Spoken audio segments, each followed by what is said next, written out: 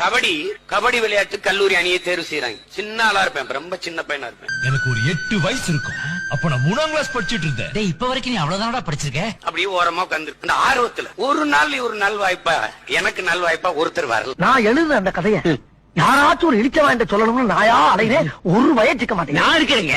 நீங்களா? எனக்கு சின்ன பிள்ளையில இருந்து கதை கேட்கறதுன்னா உசுறு. நீங்க கதையை சொல்லல என் உசுரே போடும். நீ சும்மா தான் இருக்க, நிம்பி நில்றா. 6 பேர் தான் இருக்காங்க இந்த பக்கத்துல. சப்ஸ்டியூட் நான் ஒப்புக்குச்சப்பா என்ன வச்சிருக்காங்க. என் அணியில எல்லாருமே பட்டு போறாங்க. நான் தான் இருக்கேன், நான் தான் பாடி போகணும்.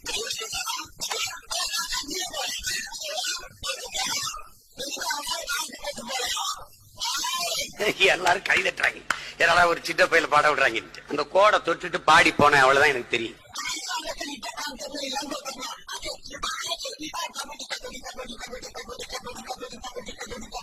அந்த கோடை தொட்டுட்டு பாடி போனேன், அவ்வளவுதான் எனக்கு தெரியும்.